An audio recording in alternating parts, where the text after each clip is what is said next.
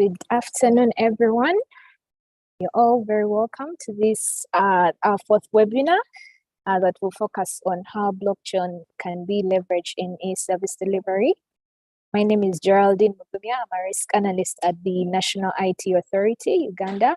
And this webinar is organized by the Uganda National Computer Emergency Response Team and Coordination Center, which is the focal point for incident handling at both national and international level. Just a few rules of engagement for the participants. Please send in your questions as the session progresses using the Q&A option that is at the bottom of your screen. Without further ado, I would like to introduce our moderator, Rodney Hood-Adrico. Rodney is the manager IT audit at Centenary Bank with over 6 years experience as a technology risk, cybersecurity and privacy professional, both in consulting and industry practice. He has previously served within PwC's digital risk and cybersecurity services team, offering services such as IT audits, cybersecurity risk assessment, third-party audits, IT general controls and application controls, reviews, security training and awareness, database and operating system reviews, cybersecurity maturity assessment, BAPT services, and compliance audits on standards like PCI DSS and ISO, among others. He holds a Master of Science in Cybersecurity from the University of Kent and a Chartered Institute of Information Security Award for the Best Student Project of the year 2021. He was also a nominee for the Fred Piper Award for Excellence in Cybersecurity.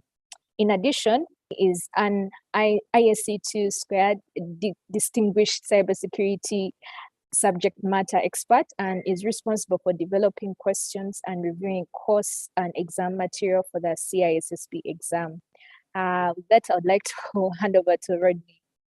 Thank you. Sure. Thank you so much, Geraldine, for that introduction. And once again, good afternoon, everyone. And we thank you for making time for this engagement and this discussion. I see the numbers going on increasing. It's an important discussion. It's one of those areas where we're seeing a lot of emerging, you call them use cases. And in this particular engagement, we just expect to touch on one of those key use cases. Of course, we've seen how it has been applied in financial services in terms of payments. We've seen how it has also been applied in contracts, smart contracts. We also see how it's being applied again in cryptocurrencies. So for this particular one, we just expect to touch a very key and pertinent issue in terms of how then we can leverage on, of course, the advantage brought about by blockchain in terms of how we can bring those back home and see how that can improve on e-services and how e-services can be best delivered to citizens based on or leveraging on the blockchain technologies. And of course, to be a very good discussion for those that have questions. Of course, we expect those will come through. Those can go in the chat. Some will be responded to on the fly, but also some will be, others will be responded to by Noah, who is a very experienced in this space. Noah has extensive experience in technology. He trained as an electrical engineer and has over 7 years experience in the telecommunications sector. But over and above that, he brings aboard 17 years experience in cybersecurity. And of course, also 3 years experience in civic technology. He served as a founding member of or founding partner at Computer Forensic Consult, which is a cybersecurity consultancy firm, which pioneered digital forensics in East Africa in 2004. His role in the consulting field has allowed him to gain vast experience in telecoms security, in cyber defense and offense, in cyber intelligence, digital forensics, as well as in compliance consultants, but also in one of the key topics for me, especially from a research perspective, in cyber insurance. Over and above that, he serves as the chairman of the National Information Security Advisory Group. And in addition to all this, he's the founder and head of technology at Crypto Savannah. For those that have interacted with blockchain and anything around emerging technologies, I'm sure you've heard of this name. And he's also a founding member and serves on the board of the Blockchain Association of Uganda. And he's an expert on National Task Force on the Fourth Industrial Revolution. He's also a board member of the Global Digital Asset and Cryptocurrency Association. And he also has been recently appointed as the ambassador of the Global Business Blockchain Council, especially in the areas of data security. So, of course, we are comfortable that the person who is sharing with us this knowledge is very knowledgeable in this area and understands key things, and we hope to learn a lot from this particular session. We hope to hear a lot of discussion, especially around how we can use this to improve our services. So without further ado, I would just want to hand over Noah to you to take it away. And those that have questions, please feel free to drop them in the chat, and shall take them after the presentation has concluded. So Noah, please, you're welcome, and over to you. Take it away. Okay, thank you, Rodney, for that introduction. Thank you, Geraldine and the team at the National SAT for putting this event together. It's always a pleasure to speak about things that I'm passionate about, most especially cybersecurity and emerging technologies, and then ways in which we can put them to profitable and sustainable use. For the longest of times, Africans have always been known as expert users to the best. All these innovations are happening in other places and simply imported into Africa. But I believe we are in a place where the tides are changing, where we are seeing African innovation starting to shine globally.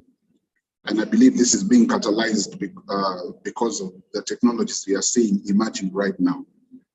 Blockchain being one of them, and many others. And so we'll talk a bit more about them.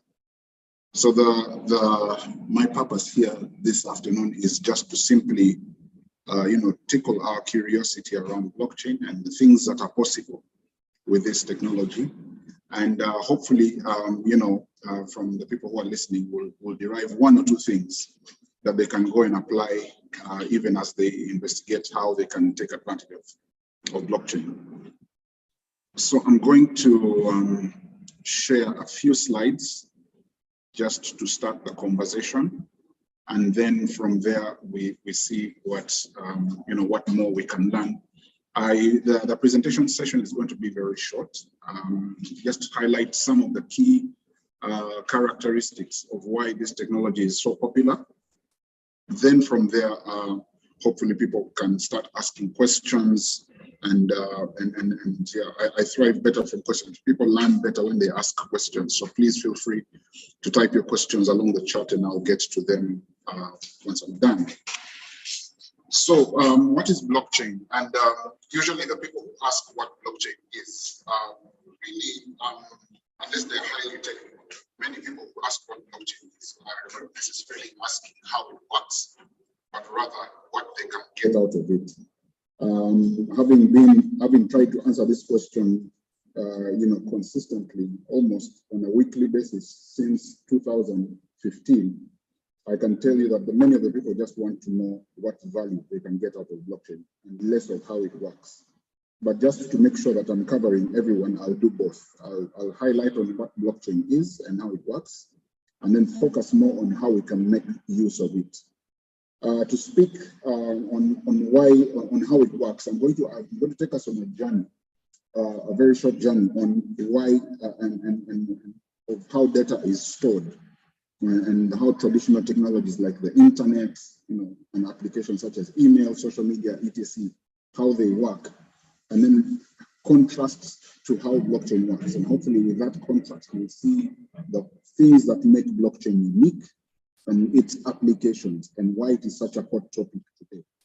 So traditionally, our traditional systems work in a way in which information is in one silo, and the people who need to access that information are somewhere else.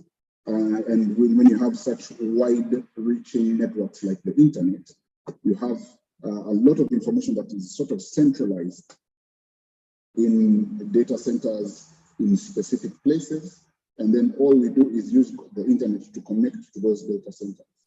So I think the classic is, yes, sir. Sorry to interrupt you. The sound seems to be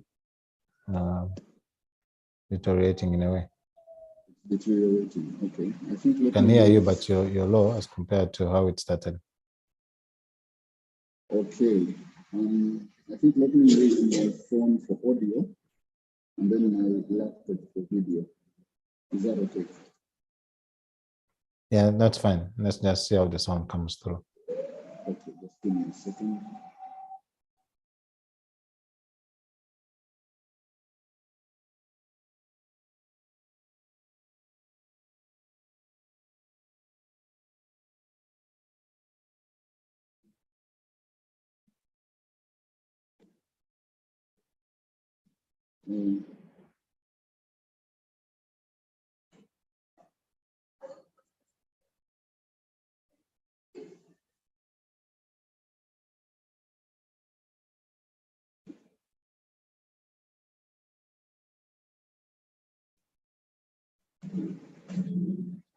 Just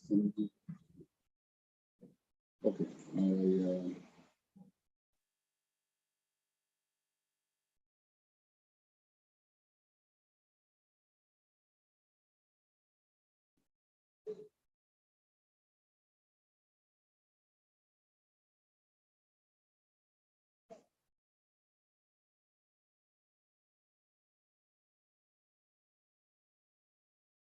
Okay, is this better? Much better, thank you. Okay, so I'll just use my phone for audio and then okay, so as I was explaining, the way information is stored on the internet, on the traditional networks that we know, is that we have a centralized place where all this information is stored, and then we have people that are distributed across the globe who access information from that centralized place. So let's take the example of Gmail. Under normal, just for the understanding, Gmail is hosted on the Google servers. Ideally, they are in the US, but there are copies of it on different data centers around centralized places. So Africa might have one, Europe might have a couple, US, South America, Asia, but it's still the same principle. You have to use the internet to access data that's in a centralized place. Now, the blockchain takes that architecture and distributes it. What does that mean? Instead of having to rely on a connection to a centralized place where all the data is, your personal data or your data that you need to access is held with you. So everyone has a copy of what you call a ledger or a transaction a record database.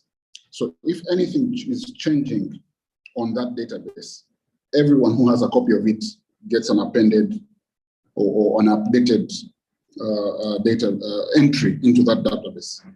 So the blockchain is a distributed ledger, meaning a ledger being a database or a collection of information, and it is distributed. It is not centralized, as opposed to things like email and social media. And so just that characteristic allows us to enjoy certain features more cost effectively that we couldn't enjoy earlier.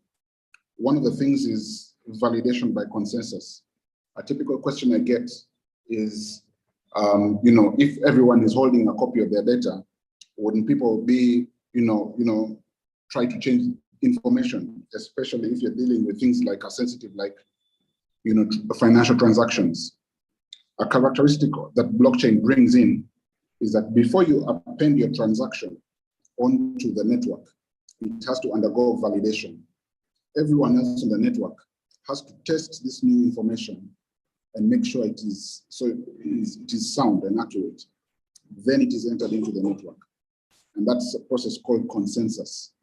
And so the consensus must be reached by all the computers in the network for you to be able to append a new transaction. And so that adds a level of security. If you have to hack that network, you have to hack each and every participating computing or access or unit that is connected to the network. And that is highly unlikely because it takes a lot of effort. Another thing that the blockchain has is what we call immutability. Once the record goes onto the blockchain, it cannot be deleted because a new entry into the blockchain is encrypted and added as the first layer to the next information that's going to be added. So every new information is dependent on the previous one that was on the blockchain. And so this means that you cannot delete an old record. What happens if data changes? You can append and edit, but you cannot delete the old record. So it is immutable. This is useful to some use cases that we'll discuss a bit later. Another thing is that because of its distributed nature, it is very difficult to bring down the network. Why? Because if one node goes off, all the millions of others continue communicating. And remember, they are distributing, appended informations, they are synchronizing with each other. So if this odd node that was off reconnects to the network, the synchronization continues to happen. So it is a very resilient network and resilient to attack and even resilient to outage. Another benefit is traceability. Now, because data is added in a sequential way, a blockchain can bring multiple parties in a particular supply chain or in a particular value chain to be able to have one source of truth, because each person is appending their own data or data that they have jurisdiction over into that network. And it's because each party is adding their data, and the data that is being added is sensitive to it respects the rights of the owner of that data. It makes it a very useful resource to bring multiple parties into a network. The case in point here is, for example, like the global supply chain that we have right now, movement of a container. Your goods have been manufactured in China, you need them in Uganda. Before those goods reach Uganda, they will go through hundreds of hands, tens of companies. Each company is keeping specific information about that good that you've ordered. So, you order from the manufacturer has their own data that they have appended to papers, for example, the traditional way it works. Then that data is then handed over to a transport company that moves the items into a container to the port. That is also another set of data. The port then gets the port handler who puts it on a ship. Then the shipping company takes it to Mombasa, then Mombasa to another transport company to Malaba, and maybe even to Kampala. Then the tax authority looks at it. Then it's given to your wholesaler, and then finally to you, the retailer. All these hands that handle this have data in which they collect that is useful to them because they're all economic parties in this transaction. Now, what a blockchain does is that it's able to collect all this information that this good is collecting right from the time of manufacture to the time it gets to the end user. And that is a very powerful feature that it brings because it does it very cost effectively.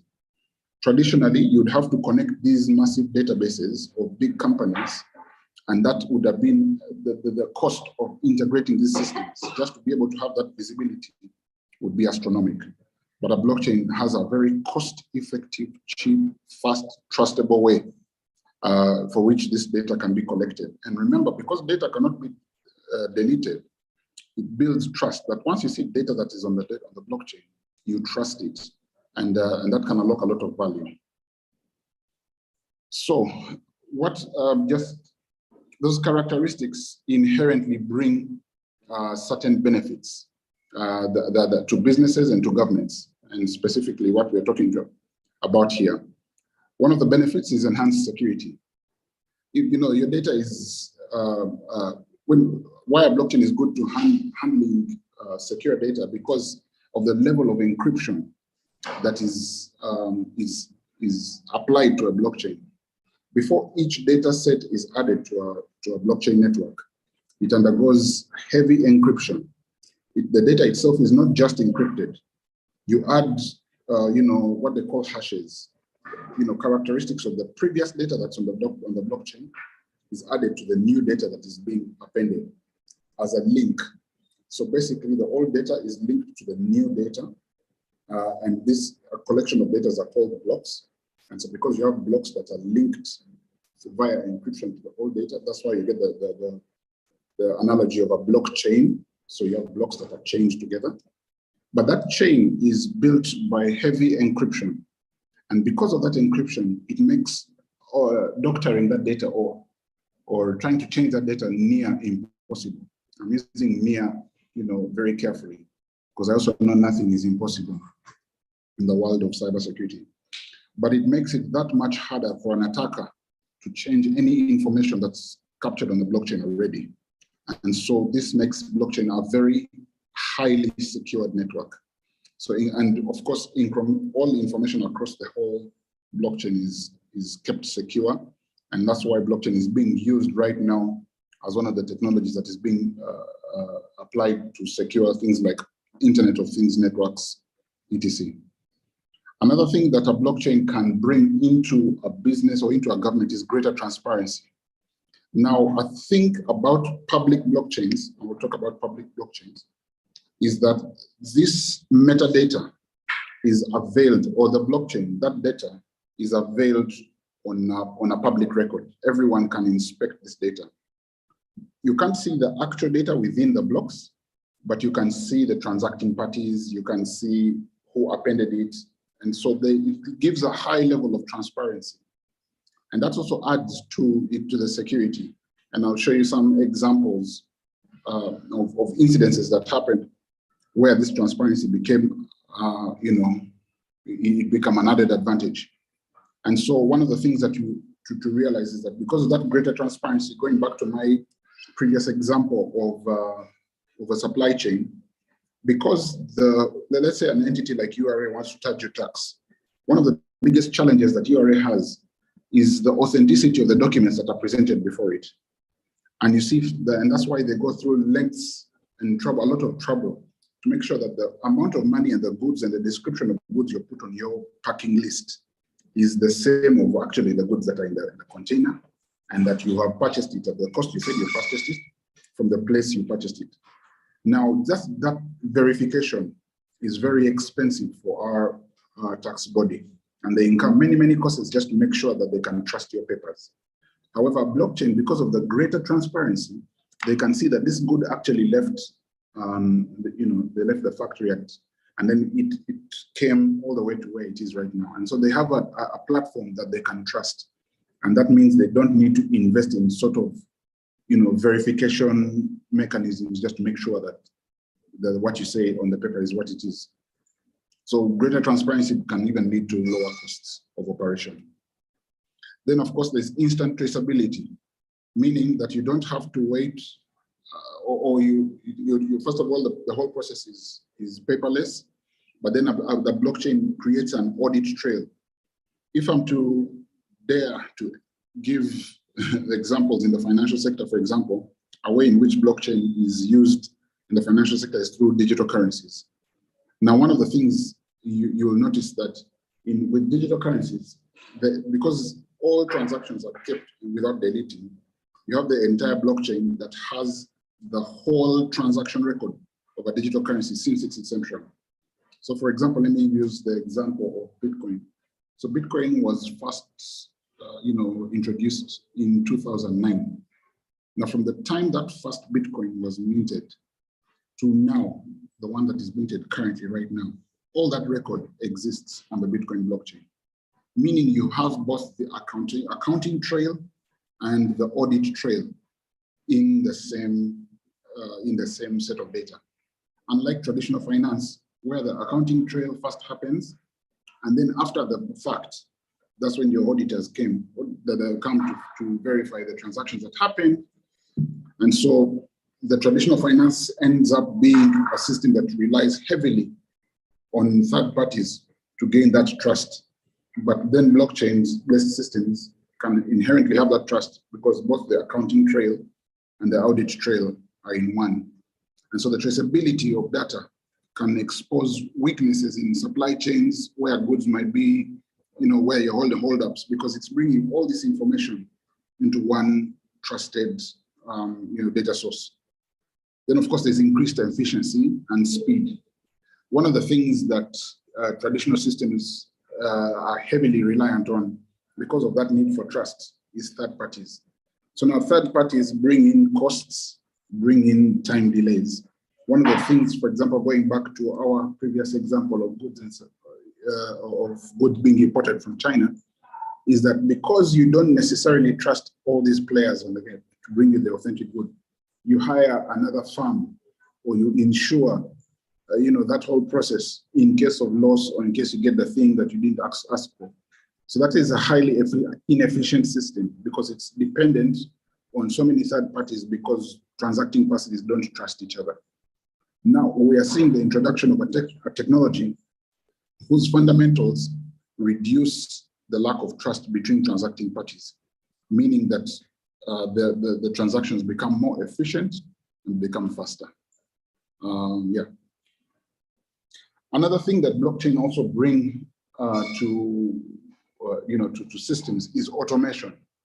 And here, I'm not talking about just the automation of processes. I'm talking about, transaction-based automation.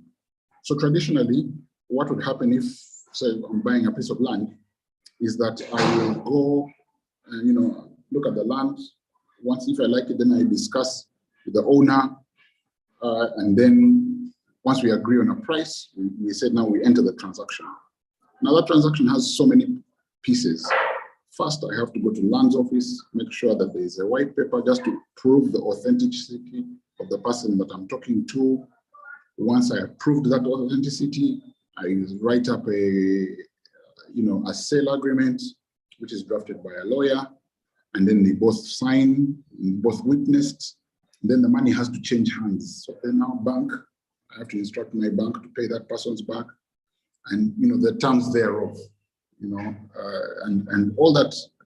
A transaction of land can take anywhere from a number of days to months, even years, and that's a very inefficient way. And why do we go through all that? Because we don't trust. Number one, the person doesn't trust. I don't trust the person that the actual owners that they say are. And they could be honest people, but many of us have had stories of people who have bought land, and end up with air. So there's lack of trust, significant lack of trust, because you don't know that the person actually owns the land. Then even if they have a piece of paper, you don't trust that the government issued that paper. So you have to go and check for the white paper. And even then, you don't trust that person who might be a genuine landowner, does not trust that I have the money in the bank. So he's not going to let go of certain powers until I've completed the payment to him. So you find that the payment transaction is held by the actual transaction, which is drafted by a lawyer of these two people. And everyone is there, but then the transaction can take months. So in comes smart contracts. Smart contracts. This is the same way you can look at a land transaction and you have that land sale agreement. Imagine it was digital and self-executing. What does self-executing mean? That if the conditions of that contract are met, it changes hands. So for example, if that contract also held a digital form of the land title, and then it also knew the bank balance, the bank details of the seller and the buyer, and then it of course knew the status of the land registry. If these conditions are met, once they say, let's execute the contract, it will check the bank balance and assure the seller that they have the bank balance to pay. It will check the record immediately on the land registry and verify that the seller is actually the owner of the land. and then it will execute that contract instantaneously. Meaning money leaves my account, enters the seller's account, transfer of ownership is initiated immediately, and it's now transferred to my ownership. All that done in a matter of seconds.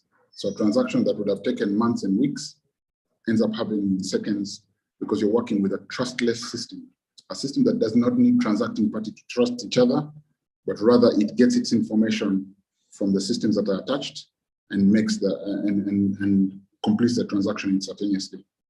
That is going to revolutionize the way people do business, the way government does business, etc. And it's already happening, it's already disrupting that space.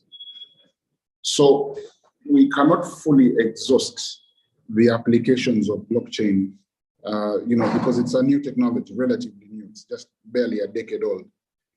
But we are starting to see that some of these characteristics that blockchain is bringing is starting to disrupt, different spaces, different spheres. And so we can't exhaust it. But if you look at this diagram, you start to see areas in which can be benefit significantly from blockchain-based technologies. I've just given the example of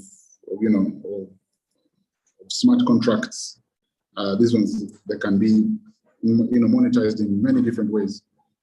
I'm sure many of us have seen the disruption that has happened in the currency space, where you have people, you have cryptocurrencies and the disruption that they're causing in the financial sector, because now people can transact at significantly cheaper costs and move money, large sums of money, in a market. You can now invest. So basically, blockchain being applied to the financial sector, we're already seeing the disruption that's happening. In also record keeping, another thing that blockchain does is that it's being looked at as a fundamental technology to secure digital identities. And a digital identity that's built on the blockchain, allows the owner of that identity to express sovereignty over their identity while retaining control on how that identity is used. I'll give the example of healthcare, for example. Every time you visit a different hospital, you have to give them your personal information. So depending on the number of hospitals you've been to, all of them have your personal records seated somewhere. You have no control of how those records are used. You don't even know how those records are used. But by applying blockchain to digital identity, you don't need to keep giving every new entity your KYC information every time, but rather you give permission to an entity to access it, which is with you. So you go to hospital one, they ask you for your national ID. They punch it into their system, and then you get a notification on your identity wallet, on your phone, or on your capability. You approve that transaction. Say Hospital X is trying to access, your date of birth. And so ideally you then say, okay, yes, I agree, this hospital can access my date of birth, and I give that hospital access to my personal information. And so the hospital does not keep all the records about me, but rather the records are with me, and everyone who needs to access it, I give the necessary permissions. And so this can be revolutionary when it comes to things like intellectual property, proving ownership, that I gave the example earlier, titles, certificates, education credentials, all that stuff is going to be, revolutionized by blockchain. Other areas are like things like in securities. A company can raise capital from the public through crowdfunding. So a company, the traditional route is that the company has to perform at a certain level and then list on the stock exchange. But then you find that there are companies that are still in their growth stage. They cannot qualify to go to a stock exchange to raise capital from the public. Private money is also very expensive through the banks. And so now this is also unlocking a new way of raising capital from the public through crowdfunding by digitizing the ownership of a company into small stock, which is captured in digital format. Then people can buy it. You can buy 1,000 shillings worth of that company. You can invest. And then, of course, on fundamentals that the company will have communicated already. But it's sort of like democratizes, the raising of capital. for even startups and then mature companies. And I just give the example of smart contracts. So there are many things, and we are just, we're just at the cusp, at the tip of the iceberg on all the applications that blockchain can unlock. Just to take us a bit earlier, you remember when I started by explaining how traditional systems work. We are now in the age of Web3, and that's a term that you're going to be hearing very frequently. And what does it from? What does it mean? So the first evolution of the internet, or what we think is the internet, was what we call Web 1. Web 1 was largely accessed by computers, and it was static pages. Some of us who are old enough to remember something like Netscape, Yahoo, Alta Vista, those very old version of the internet. Things were static, and the best use was maybe email. And so you could only read. The characteristic of Web 1 was read only. And then came the platform economy, or what we call Web 2. And Web 2 unleashed access to mobile devices, portable devices. And here, this is the advent of things like social media. And then, with social media, you have both read and write. So you are now a curator of content, whereby the Web 1, there were specific content creators. In Web 2, everyone is a content creator. You have your own social page, you have your page on Instagram, on Facebook, on Twitter, you can say what you want. You are creating your own content, whether you're on the go or in the office. So those are characteristics of Web 2. And so now you see the rise of platforms. And so it's a platform economy, the social media platforms like Facebook, Google, Twitter, etc. But now we are entering into Web 3, which is now going to be characterized by the token economy. Because Web 2 gave you the ability both to read and to write content too. And then now Web 3 is going to allow you to both read, write, and execute. What does execute mean? Traditionally, let me give the example of e-commerce. With e-commerce, the transaction or the sale, the sale happens online, but money moves offline. Even with what we so-called online payments. Online payments are just messaging systems. They just send message from the customer to the merchant. The customer has the money, but you can go ahead and complete the sale. The money actually gets settled days later. So even the thinking of online payments, it's not actually online. The actual physical money moves later on. But with Web3 is going to unleash the token economy where payments are settled instantaneously. Meaning that once the seller has sold a good and received the money, it is immediately spendable. And this, it's the evolution. So now the infrastructure of Web3, which was introduced by blockchain, allows for both the transaction and the sale to happen on the same platform. So these are the examples of the Web 1 players, Web 2 players, and the Web 3 players. And you'll notice that the Web 3 players are increasingly becoming blockchain and crypto companies. And their market valuation is just going to keep going higher and higher because they're extracting more and more value from the services that they offer. So what are the particular use cases as I conclude and open up for Q&A? The use cases, as I've mentioned earlier, one of the interesting things is in land transactions, the example that I've just gotten earlier. Anyone in Uganda will know the flow or the costs involved just to prove ownership of a title. And that cost can be significantly reduced by having a trusted platform which is decentralized and that people can independently verify. And so blockchain allows us to do that. Countries that have done this are like Georgia, whose land registry has pioneered the land registry tool to track the land ownership and real estate transactions within the country's borders. And as a result, the government has greater transparency on land dealings.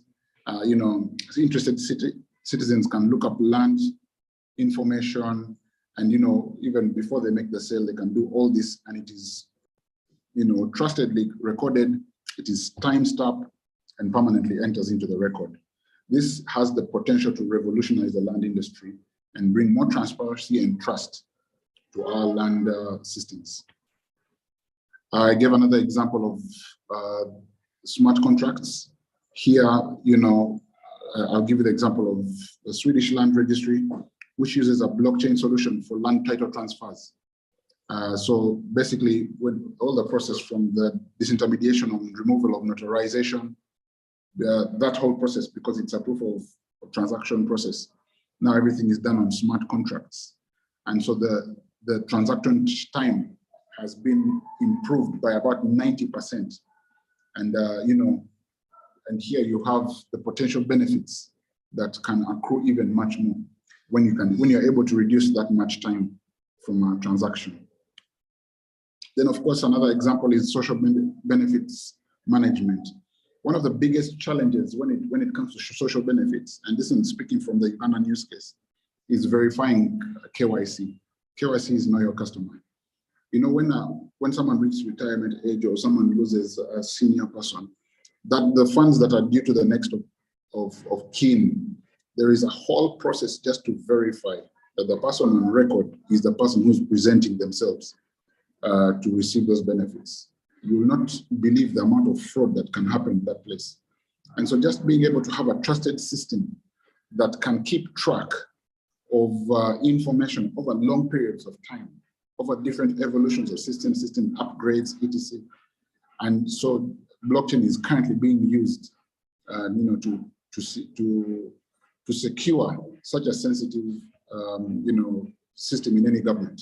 The Netherlands is an example that's using a blockchain-based infrastructure to administer its pension program. It reduces management costs and makes it that much easier to operate. Another area is validation of documents. Another huge cost. Anyone who has tried to get their credentials verified, either by the university or by National Council of Higher Education, you know the costs and the frustrations involved in getting your credentials verified. And as such, having a digital version of your education credentials, and if someone inspects them, can go right to the person who digitally signed them, whether it's at the Makerere University or any of your schools that you went to. This can get significant costs out of that whole tedious process. The Maltese government is using blockchain as a standard to implement its education and employment verification system. And they're doing this over a blockchain. And they're using a platform which can allow for, because even, for example, if you go to work at an organization, they need to verify your papers. Rather than the organization coming or spending money to have your papers verified, they can simply inspect that credential on your digital wallet, and the verification comes instantaneously. And so those are other areas in which blockchain is bringing value to different governments around the world. Of course, another area is patent protection. In a country like Uganda, which is claimed to have, one of the most innovative countries in the world in terms of entrepreneurship, patent protection becomes a big issue because blockchain can permanently stamp transactions at any time for companies or individuals. Patent files can be protected by a blockchain where you can even visibly see the progression of the patent application process. And once a patent is issued, it is universally verifiable without having to go to centralized stores of this information, but rather you can simply inspect the blockchain entry and know that this person actually owns this patent. And it would help a series of legal processes that are currently happening just in patent disputes, etc., and things like that. And so I will stop there. I have barely scratched the surface on ways in which blockchain can be used. We can open the floor to questions, and I'll be glad to answer. Thank you. Thank you so much. Thank you so much, Noah, for that presentation. And I think you've hinted on the key probably key message that they start to put across, especially in the application of this technology. For members that have questions, please post them in the chat. But thank you for that. I've seen quite a number of questions, and we shall come to that. Just send them in the chat or in the Q&A. But yes, by and large, I think you've brought out some key messages in there, especially in terms of the potential use cases, whether it is in logistics, whether it is in financial services, whether it is in smart contracts, but also of course in financial services. I think we're also seeing some central banks that are introducing backed currencies, and probably could be stable coins for them. Just the assumption is that they're giving some sort of comfort to the people that use this, because people need some level of trust. But the purpose at the end of the day, in terms of blockchain, is to be able to decentralize that and ensure that there's no one somewhere who has good authority, who has overall authority over that. But yes, I think there's also been some movement in that space. You hinted on public blockchains, on private blockchains, but also, of course, the concept of permission and permissionless blockchains, in terms of how those can be applied in the industry. Because right now, what we have, for example, is for the Bitcoin, ideally it will be one that is permissionless. That means everyone can participate, unlike one that someone probably developed privately and make it permission and only permit a few nodes. But yes, thank you so much. And some key messages that have come through there. I've seen some questions. What does the regulatory framework around the use of Bitcoin look like in Uganda? I think you respond to that. And then second, from Emily Nakazi is thanks Noah for the presentation. Please throw some light on how blockchain and UG Hub, which is the government integration platform, can complement each other on improving access to shared data. Do we see a case of duplicate functionality? Then that's two. Then finally, to what extent has blockchain technology been applied to revenge Uganda's e-service? Maybe, I don't know what the person meant, but maybe to revolutionize Uganda's e-service, probably, instead of to revenge. So those three questions for now, and then I shall take another set of two later. No, over to you, please. Okay, thanks so much for those questions. So what does the regulatory framework look like in Uganda around blockchain technology? Uganda does not regulate technology. Uganda regulates use cases. And so there is no regulatory entity that regulates the use of internet. We have regulators that regulate applications that go onto the internet and use cases that go onto the internet, but no one person regulates the internet. It's self-regulating. However, as a country, we are actually looking at ways in which we can leverage this technology for better service. As you introduced me, you mentioned that I was actually part of the National Task Force on the Fourth Industrial Revolution. And one of the tasks that task force has been given is to look at these technologies and how they can be applied. You know, for example, in land titles, the potential is massive in curbing the fraud that's in our land registry systems, and just being able to open up a lot of opportunity for, you know, for efficiencies to be experienced in many, many places. Places like URSB, NERA, all these places that deal with sensitive data that needs to be secured, but still needs to be opened up. Your identity as Rodney is very important to you, but it's also public. There's an entity that needs this information for you to access services, but you need to be in control of that identity. So now with the traditional systems, you're not in control. Like if you were to access, say, a building and then I'll ask you for your national ID. Your national ID has a lot of information on it. It has your date of birth, it has where you live, it has your parents' information, all that information. But we just really give all this information without any care of how it is being used. So for example, if I'm to access a government building, they just want to know that I'm a valid citizen of Uganda. They don't need to know my date of birth. They don't need to know where I live. They just need to know that I hold a valid national ID. But in showing them your ID, you're giving them much more information than they need to access to. So we don't have full control of our identity. And so as we become a more digital society, technologies will have to evolve to be able to capture these use cases where we need to protect information, and we have a data privacy law already. We need to protect this information while allowing it to be accessible by those who need to access it. And blockchain is a perfect technology to do that. So as Uganda, we do not regulate the technology, but rather we are looking into the different use cases that we can extract from there. On Emily's question on the UG Hub and how they can complement each other with blockchain. I know that Uganda benchmarks with Estonia, and Estonia have something similar to the UG Hub, which is called the X-Road. This is a single service bus where all government services plug in for information. And the Estonian one, interestingly, is running on an sort of like an oldish version of a blockchain. And so I think they actually complement each other, because what happens right now is that NITA or the Ministry of ICT creates this resource where everyone needs to create an API to talk to. Now, the problem with APIs is that they are very expensive. You have to hire a consultant who then have to then design an API. So you find that at the end of the day, APIs are heavily expensive. They need a lot of maintenance. And so it becomes this massive IT infrastructure that is very expensive to maintain.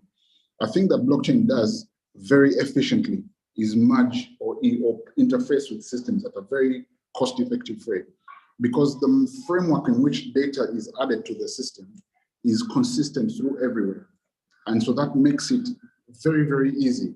A case in example is the use case that has been happening in Dubai right now. So Dubai have a citizen's wallet, a citizen's app, where you can access almost every single government service from a single app, right from applying from a passport to paying your taxes to healthcare records. Everything is on that one single interface, and it is powered by the blockchain on the back end. So wherever you go, you're simply interacting within the same window. Now that a blockchain can do very well because it treats every service as a wallet. It just becomes as a wallet, and the information is treated like currency. The same way you withdraw, deposit, every transaction with your healthcare provider, information is either you're giving access to information, or it is being appended. So if you look at it that way and building an infrastructure that consolidates that across government, it makes service delivery much, much easier without the significant, huge overheads of having hundreds of APIs. Too many APIs also a security risk. You have APIs built by hundreds of companies with different standards. By the time we consolidate and have a singular standard, by the time we have, our third-party risks sorted out, that's a lot of investments later. So I think blockchain can actually make UG Hub even more efficient and much faster to implement. Yes, then someone was, to what extent has blockchain been used in Uganda? I'm just going to answer it that way. There's a number of government entities that are already using blockchain, one of which is UCC. We, meaning Savannah, have built a blockchain which is securing SIM card registrations. As anyone would know, one of the biggest areas that has a lot of fraud is mobile money. Why? Because you can easily, fake identity. There are so many fakely registered SIM cards. I can guarantee everyone on this call knows a story or has been called by a fraudster within the last 1 month.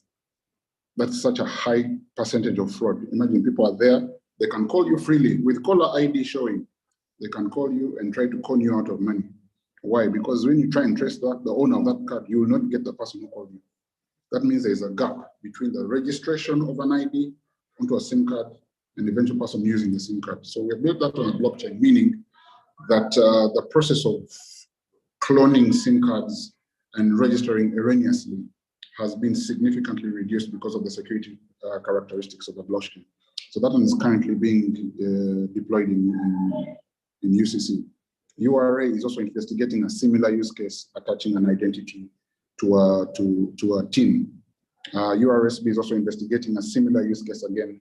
And you'll notice that these registry organizations are the ones that are very interested in that use case because of the challenges they face, whether the cybersecurity challenges or just be able knowledge of KYC information, harmonization across multiple services of government.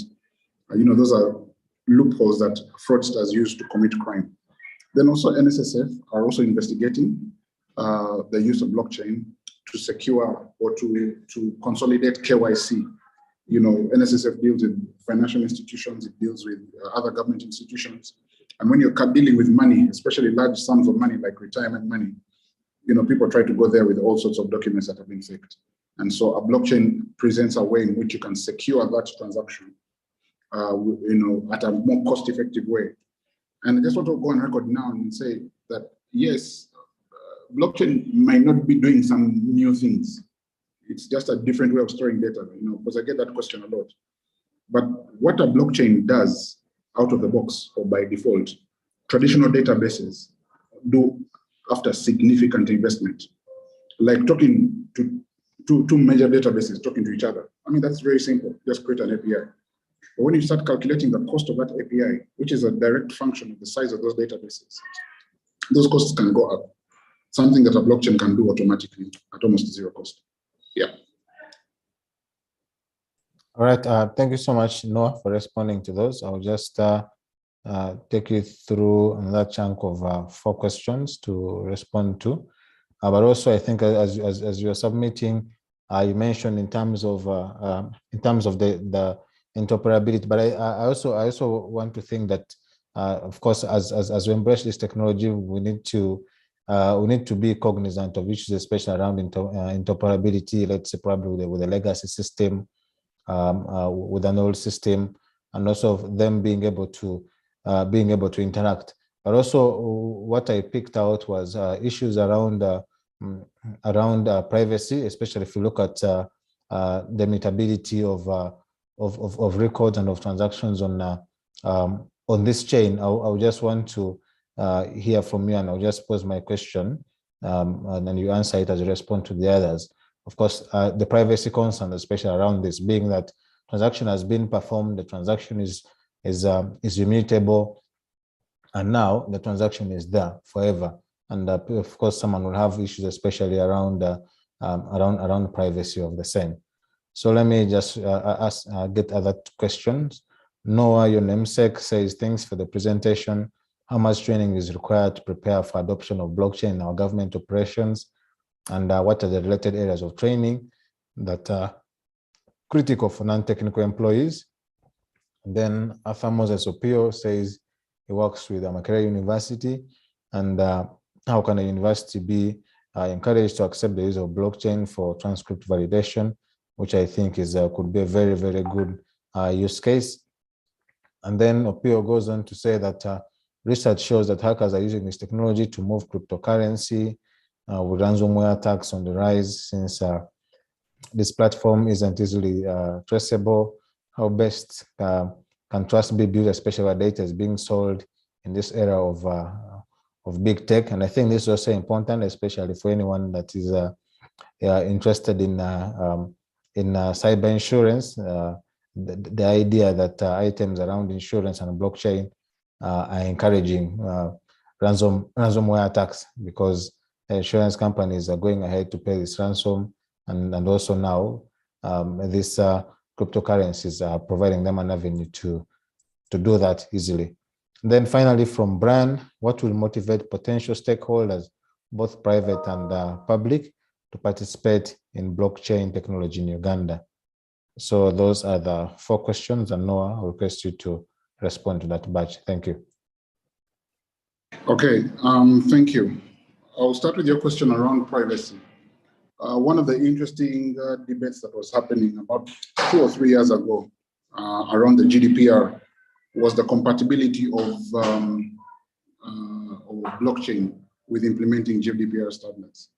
And it ticked all those boxes, meaning that blockchain is highly, as in out of the box, a blockchain is highly compatible technology and can implement the GDPR as is. The only challenge that came in was when it came to the right to be forgotten. as a principle of data privacy. And then, of course, it all boils down to this conversation. How do you know that your data has been revoked? So, for example, right now, you can ask for a dump of your data on Facebook. But how do you know that Facebook has erased you from their system? You just have to trust them. You understand? You're still trusting a centralized trusting. So what is deleting? Do you truly delete something when you click delete? Anyone, many of us, most of us anyway, in the cybersecurity space, know that even if you delete something from your hard drive, it is not truly gone. So when the law says that you have the right to delete your data, what does it mean by delete? You understand? So this is where ultimately that conversation is going to be drawn. And so, therefore, if the definition of delete is now in question, if the delete is looked at as meaning denying access to wherever you store that data, or making sure that the data does not exist anymore. But if you go on the first principle of deletion, denying access, if I encrypt a piece of data and I have the private keys of that encryption and I destroy the private keys, that data is as good as deleted because it cannot be accessed. You understand? So on a blockchain, you can actually be forgotten by destroying your private key. That data set cannot be accessed again. However, now we as society need to come to terms with that as a definition of deletion. So that when I revoke access of my data as part of my privacy right on a blockchain, I can simply delete the private keys. And when I don't have the private keys anyone, no one has the private keys, no one can access that information. So it's a contextual debate. It's not necessarily a technical one. So blockchain actually can fulfill all the primaries of data protection as it is right now. It is we as human beings who need to reflect on our definitions that we enshrine in the law and make sure that the technology is compatible. And it's going to happen because some countries, like I've just given an example, have already implemented identity systems built on a blockchain because of its security and its highly permissioned nature. So yes, to answer your question, yes, blockchain is a very good candidate to deploy, systems that are sensitive to data privacy. And we're going to start seeing many of them. To go to the questions, how much training is required to prepare the adoption of blockchain in our government operations? And what are the related areas of training are critical for non-technical employees? Let me start with the non-technical employees. The non-technical people will not necessarily notice a difference because a blockchain, you can't see a blockchain. It's like showing you code. Every website is actually code. If you go and press, I think, F10 or something, you will see the code that runs behind your browser that is interpreted into images and moving things, etc. So even a blockchain needs an user interface. And so normal users are just going to continue using their applications the way they have been, because even though a blockchain is working in the back end, but the things that are going to happen are the implications of the blockchain, meaning transactions become faster. If you're in the financial sector, the transactions are cheaper. If you're in the identity area, you find that you can now do much more. In that identity wallet of yours, you can do much more. So for example, right now, if you apply for a passport, if you have a valid national ID, you still have to go to the passport office, you still have to fill in forms, you still have to line up, and you still have to get your passport. It has been automated significantly, but there are still some manual processes. And those are still trust gaps that need to be filled in by human beings because they don't trust that your ID is valid. But if they could trust that your ID is valid and that your citizen verification process was trusted, then they'll just simply issue you a passport without even having to see you. So you just apply for a passport on your app. Next thing you know, you're told where to pick it from, and it's done. You understand? So those are some of the benefits we'll start seeing at the user end. So there's not too much user training. On the back end for system developers, yes, you need, and actually more of system developers were the ones who need some training because data is stored in a different way. Our developers today are used to the traditional database queries, tables, etc. That architecture is different in blockchain. And so, of course, definitely, like learning a new programming language, you'll need to learn how blockchain does. And there are many, many courses online. Actually, right now, blockchain developer, the blockchain developer is the second highest paid technical job right now in the world. The number one highest paid are machine learning and AI programmers. Number two is blockchain professionals. And right now, there are high demand because of the great demand for them. And so it is possible, especially for a country like ours. We have already given examples in places where blockchain is being used. We have companies that are building blockchains, and these are local companies, so we have a lot of local capacity. So there's a huge potential for us. We encourage to accept the use of blockchain for transcript validation. We are very willing to talk to Materi on transcript validation. This use case has been, we have proposed it actually in the recent innovation grant. We were not successful, but it's something that is a no-brainer. You know, given recent events, when buildings catch fire, people's documents go disappearing. Digital, we're in the digital age right now, and there is no way of running away from it. And so it definitely can be used for transcript validation. And it's even a more trusted way, especially now with the high population of NASA road transcripts. You know, it's something that can curb fraud quite easily. So research shows that hackers use technologies like crypto to move currency. I would like to know this research because the latest research shows that crypto is the riskiest thing to launder money and to steal. This is the latest research as of 2021 and a recent report of 2022 by a company called Chainalysis. Chainalysis, you can just Google Chainalysis. This is an analytics firm, and they do blockchain analytics. So they analyze all the blockchains that are there, and they give reports.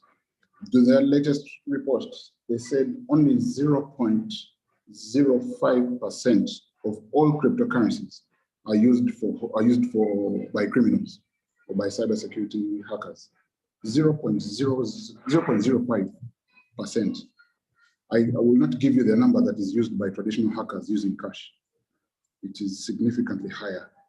A UN ODC, the UN United Nations Office for Drugs and Crime, they came up with a report and they said for every $1 that is laundered via cryptocurrency, $800 is laundered via cash.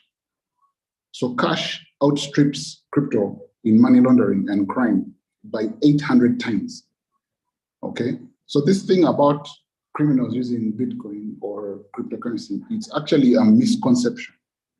And I know it's fueled by movies and, you know, a lot of hearsay. There was a recent incident where the FBI arrested a couple who had stolen cryptocurrency in 2017. So in 2017, they hacked an exchange and they stole some crypto. But because of the nature of crypto, remember, Mike, one of the characteristics that everything is traceable, it does not delete. So the hackers can steal the money, but they can't cash it. Because the minute you try to remove that money, you'll be found.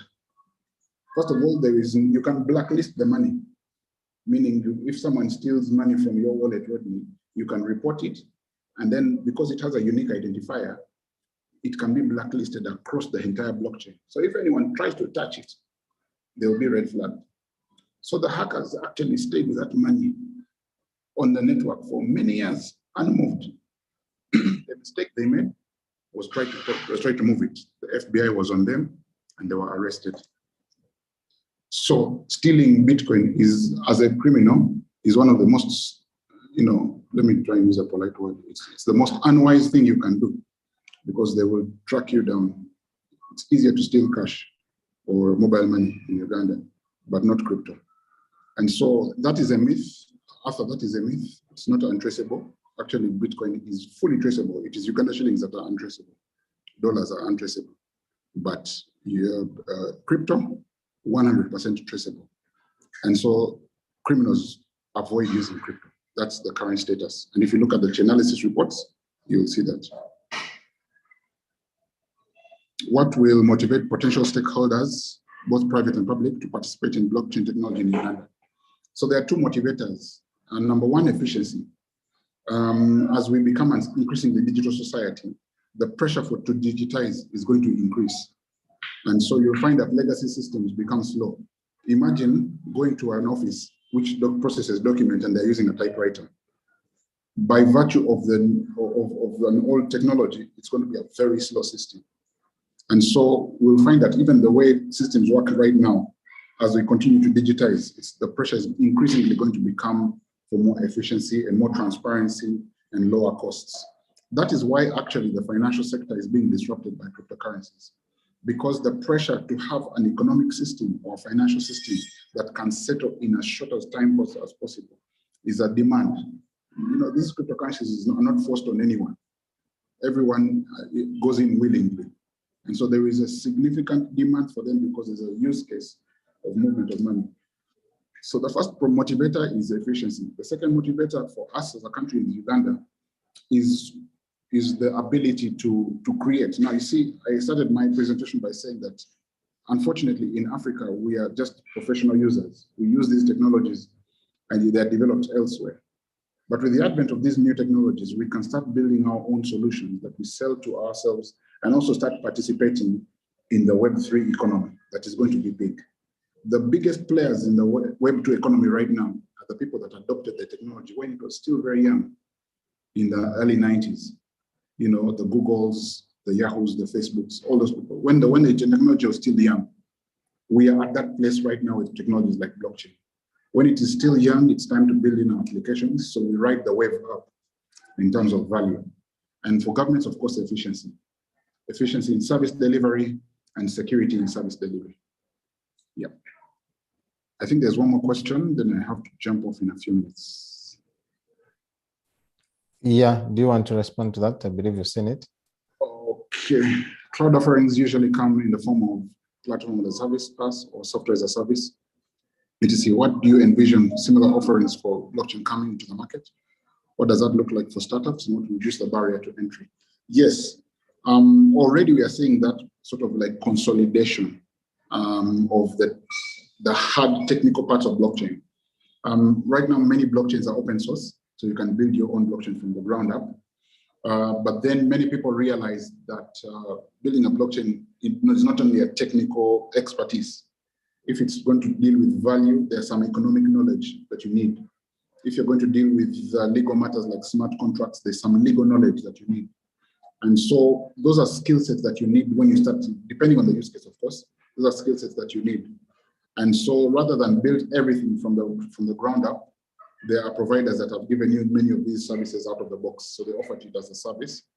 It is still decentralized, but then they leverage the extra things that you need, extra knowledge that you need to build a solution and do that as a service.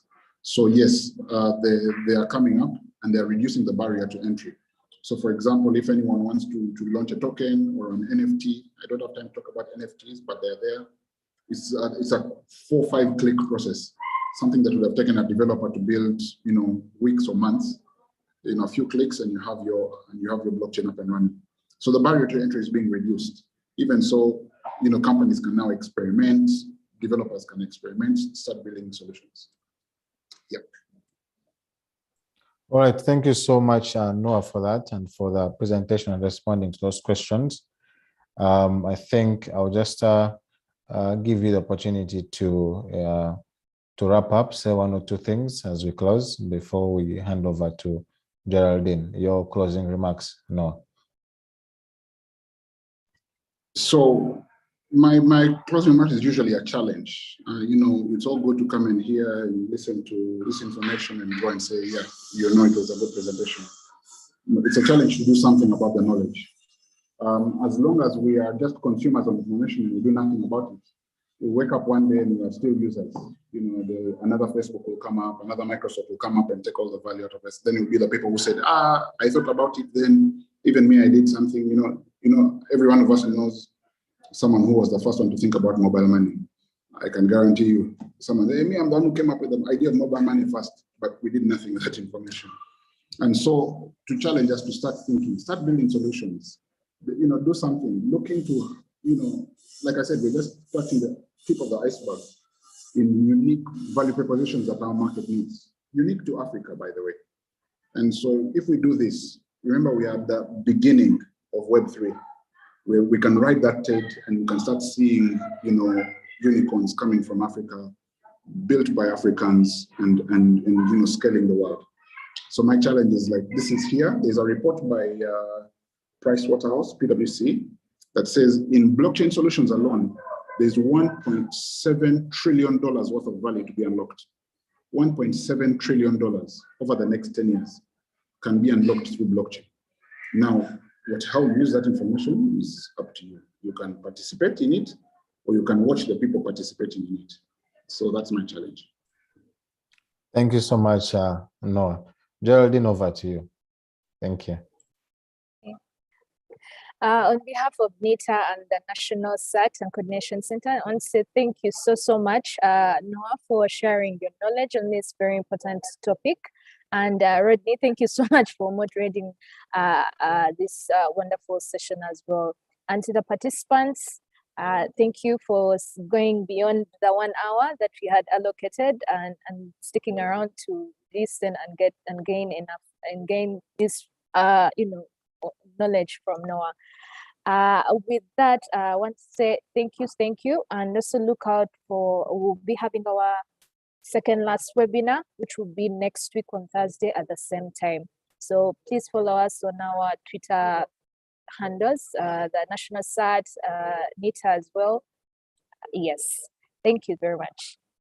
Yes, now I see your hand up. You want to say something? No, it was an accident.